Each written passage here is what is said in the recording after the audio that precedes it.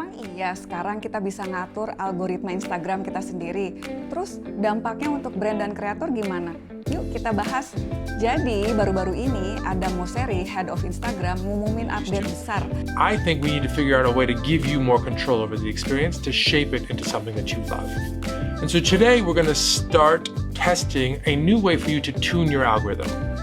Bahwa kita bisa ngatur algoritma kita sendiri alias ngatur sendiri topik atau konten apa yang kita suka atau yang mau kita lihat lebih banyak dan mana yang kita nggak mau. Fitur ini awalnya akan di-reels dulu lalu nyusul diperluas ke explore dan feed. Masih uji coba, belum roll out sepenuhnya, tapi ini akan membentuk habit atau masa depan baru di Instagram.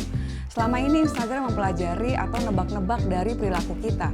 Tapi sekarang dan ke depan kita bisa aktif nyampein saya mau lihat lebih banyak A dan kurangin B. Dan kalau misal kita pernah salah like atau nyasar nonton sesuatu, terus timeline atau explore kita kayak jadi kacau, nanti tinggal kita rapikan lagi aja, tambahin yang kita mau, singkirin yang kita nggak mau.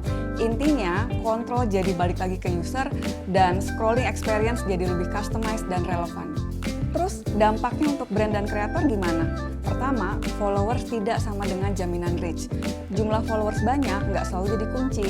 Karena kalau algoritma sekarang makin ke arah apa konten relevan buat audiens baru, bukan hanya follower lama, maka tempat di mana kita muncul alias recommendation jadi makin penting.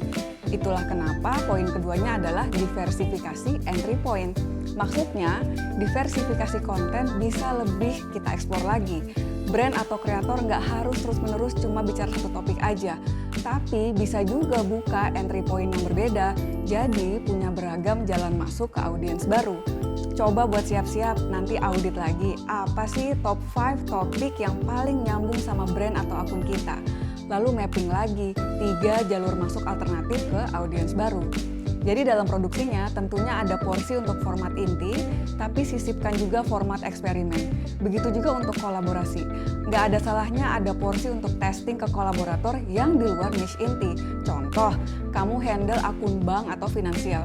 Sebetulnya kolaboratornya nggak harus dari finansial, bisa jadi juga ada kreator lifestyle, travel, atau games yang bisa jadi entry point juga.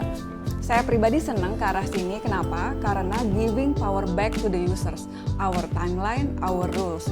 Untuk brand atau kreator, konten yang tepat sasaran akan lolos filter manual dari user dan yang nggak relevan mungkin bakal di-mute. Kalau konten kita nggak nyambung sama interest yang user kita pilih, ya kita mungkin bakal hilang dari radar mereka. Jadi, rekomendasi ke audiens baru akan makin krusial and relevancy wins. So, jadi gimana kamu melihat dan memanfaatkan perubahan ini? Coba komen dan jangan lupa follow karena nanti akan ada bahasan selanjutnya tentang bocoran dan hack Instagram untuk brand dan kreator lebih siap hadapi sisa tahun 2025 ini dan menjelang 2026.